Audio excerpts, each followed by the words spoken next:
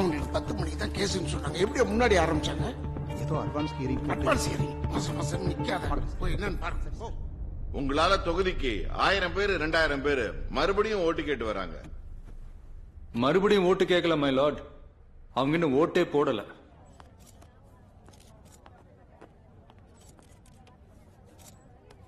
இவருக்கு வேற நம்ம லாங்குவேஜ் தெரியாத. சட்டத்துக்கு விரோதமாக நடந்த இந்த எலெக்ஷனையே ரத்து செஞ்சு திரும்பவும் தேர்தல் நடத்தணும். ரீ எலெக்ஷனா விளையாட்டு இல்ல. எவ்வளவு வேலை, அதுக்கு எவ்வளவு செலவாகும் தெரியுமா? 1000 ரூபாய் திருடின ஒரு திருடனை பிடிக்க போலீஸ் 10,000 ரூபாய் செலவு செய்யறாங்க. 9,000 ரூபாய் மிச்சம்னு அவனை தப்பிக்க விட்டுட்டா அந்த திருடன் வாழ்க்கை ஃபுல்லா திருடுவான் மை லார்ட்.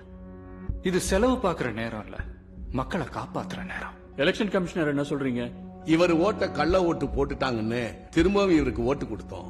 இப்ப எங்க ஓட்டையும் கள்ள ஓட்டு போட்டுட்டாங்கன்னு மக்கள் வந்திருக்காங்க. இவருக்கு மட்டும் ஓட்ட கொடுத்துட்டு அவங்களுக்கு இப்ப இல்லைன்னு சொல்லவே முடியாது. தொகுதிக்கு கிட்டத்தட்ட 1000 இருந்து 2000 வரைக்கும் கேஸ் ஃபைல் பண்ணிருக்காங்க.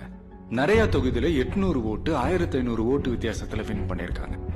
இப்ப அதெல்லாமே மாற வாய்ப்பு இருக்கு. அது மட்டும் இல்ல மயிலாட், இவங்க பேர்ல போடப்பட்ட கள்ள ஓட்டம் ஏற்கனவே கவுண்டிங்ல சேர்க்கப்பட்டிருக்கு.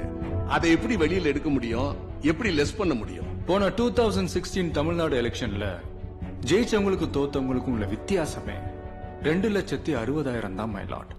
ஆனா இந்த தடவை கேஸ் போட்டிருக்கிறவங்க 3,45,000 பேர். அவங்க பதவி பிரமாணம் செய்ய தடை கேட்டிருக்கீங்க. ஆனா அங்க கவர்னர் மாளிகையில செரிமனி நடந்துட்டு இருக்கு. அதுக்கு தான் மை லார்ட் நாங்க அவசரப்படுறோம். आप सबको मिलकर मुझे बहुत खुशी हो रही है. जैसा कि आप जानते हैं हमारे चीफ मिनिस्टर कितने लायक हैं. ஆனா இதுக்கெல்லாம் தேர்தல் கமிஷனுக்கு பவர் இருக்கா? 1975 அன்னைக்கு பாரத பிரதமரா இருந்த திருமதி இந்திரா காந்தி அவர்கள் ரேபரேலி தொகுதியில் நின்று ஜெயிச்சாங்க. அந்த தேர்தலில் முறைகேடு நடந்திருக்குன்னு அலகாபாத் ஹைகோர்ட் அவங்களோட எம்பி பதவியை டிஸ்மிஸ் பண்ணிருக்கு. ஜனநாயகம் இன்னும் சாகலன்ற நம்பிக்கை 5 வருஷத்துக்கு ஒரு தடவை நடக்கிற தேர்தல்லையும் அப்பப்ப கிடைக்கிற நியாயமான தீர்ப்புனாலையும் தான் கொஞ்சமாவது மிச்சம் இருக்கு. இவங்க மாதிரி கீழ்த்தனமான ஆளுங்கனால இந்திய ஜனநாயகத்துக்கு மேல மக்களுக்கு நம்பிக்கை போயிடக்கூடாது my Lord. And now, Chief